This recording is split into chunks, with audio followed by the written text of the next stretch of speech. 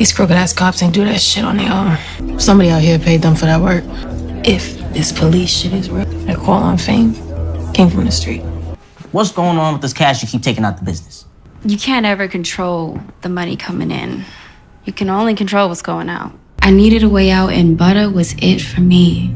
It was all I had. So now Kanan's your way out. Motherfucker!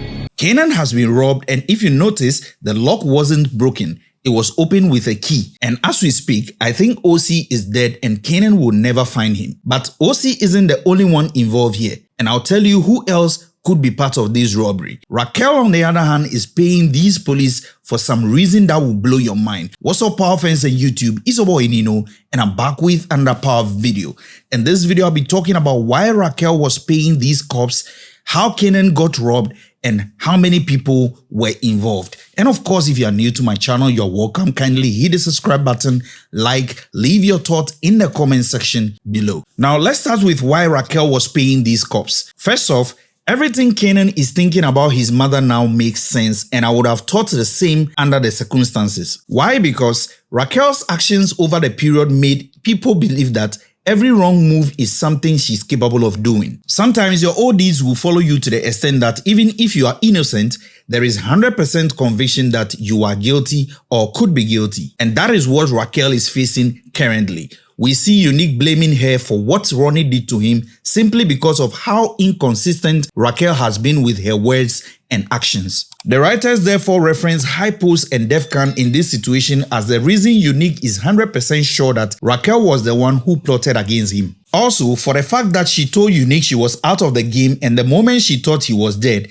she quickly took over his work, are all part of the reasons Unique is coming after her like that. Even Snaps and Pops made a backing statement about the fact that Raquel plotting with Ronnie to kill Unique and she later killing Ronnie was a typical thing she could do. Vanessa approaching her with the money Unique left in the mailbox thinking she was doing it out of guilt also indicates how people perceive Raquel and her actions. Now, Kanan, her son, is 100% sure that his mother was the one who killed Famous, which between you and I as audience, we can equally admit that Raquel is capable of doing that based on her past actions and also considering what she did to Dewey's. Now, before I talk about why Raquel seems to be paying these cops, why did Kanan think his mother killed Famous? When he was having a conversation with Juke and they spoke about the police getting involved in Famous' death, Juke told Kanan if it is true, then the order came from the street and that someone from the street is involved in this. Now, as Kanan was clocking the area looking for Ocee, he saw his mother with two dirty cops handing them an envelope of cash. If you were Kanan, knowing who your mother is and what she is capable of and even what she has done to one of your friends before, you wouldn't second guess this particular scene when you see her handing over money to these police officers. And like I said early on,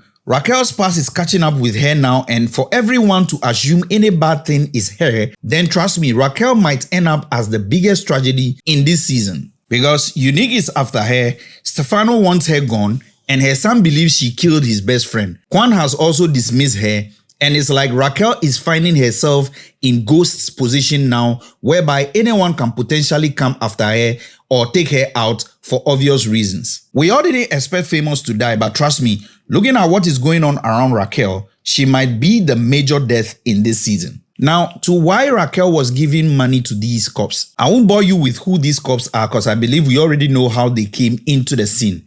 Now, Howard is dead, so Raquel needs some allies inside there, and these two guys seems to present themselves as dirty already, so she's just taking the opportunity to firm up their rapport now that Unique is going full crazy. Her shipment is coming soon and she doesn't have corners. Unique has taken all the spots with his products with people backing him, and on top of that, their product comes cheap. So Raquel needed to fight her way to get some corners back, and the only way she's trying to do that is to involve these two police officers so that they can scare some of Unique's guys away. And you all know that if the street is hot, it's bad for business, so I believe Raquel is just using these guys to fight Unique back. In one of my videos, I stated that Unique needs to lay low because to the police, he is still a dead man. So it's either he changes his street name or very soon he will be called for questioning and possibly be charged for faking his own death. So Kanan is taking this out of context thinking his mother paid the police to kill his best friend. Drug dealers somehow pay dirty cops to have their way. So this payment here isn't for famous, but rather to form some tight allies with them.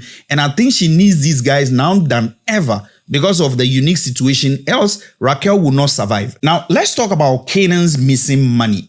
Now, I suspect 3 people, Ocee, Unique, and Crystal. Someone will ask, why Crystal? Crystal because she has every motive to plan with Ocee to rob Kanan. She seemed to be the one giving every financial advice to Kanan. If you pay close attention to she and Juke's conversation, she said she was dealing with a lot and barter was her only way out. So when barter didn't happen, Juke was like, so Kanan is now your way out. Her response alone would tell you that Juke caught her intention towards Kanan. And the writers wouldn't have done this for no reason. Now, if you look at the lock, it seems like it wasn't forced to open. And bear in mind, Ocee is using drugs too, so we can say he's battling with addiction. Now, this is my theory, and I think Kanan will never find Ocee because Ocee might possibly be dead. But hear me out. Now, who is the closest to Kanan to finding the key to the warehouse? Crystal. The second closest is Ocee. Will Ocee be able to move all that cash at once considering his size? No. Why has Crystal disappeared the same time Kanan was looking for Ocee? And if you see the way Kanan was moving towards Crystal and his line of question about if he can trust her and all, you will notice she was shaking as if she has been caught on some crime she just committed. This scene alone shows she was hiding something. Now keep that in mind because I'll circle back to it soon.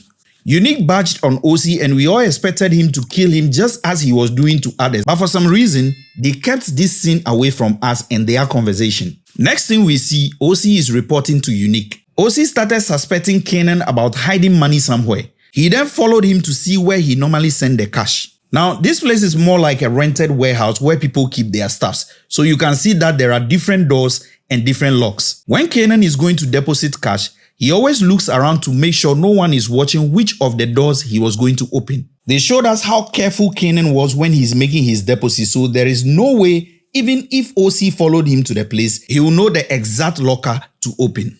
Now, here is how Ocee assessed the place. We all know he is more closer to Kanan than the other guys, and Kanan leaves his keys around sometimes. So Ocee possibly took Kanan's key with the help of Crystal, duplicated them, went to the warehouse, tried all the locks until he opened the right one. So if you notice, the lock wasn't broken, it was open. It's the box locker that was rather broken because I believe it's a combination.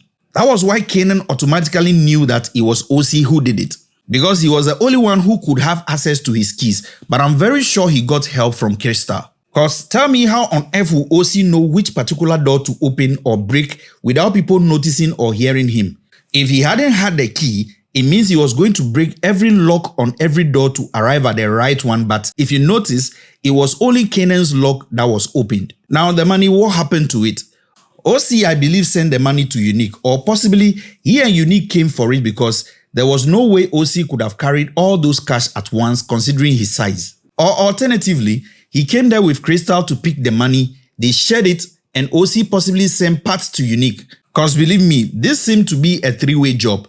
The painful part of all this is that they left Kanan some gas money in the box. Now, will crazy Unique leave Ocee as loose ends? No. From all indication, Ocee is a guy that can be scared. Besides, he is using as well, and if I was Unique, I'll kill Ocee after Kanan's operation before Kanan finds him. Because to rob such an amount and still be found, he would definitely become chatty, and Kanan would have tortured him until he speaks. So for me, I think Unique has killed Ocee already and Kanan will not know what happened to his money.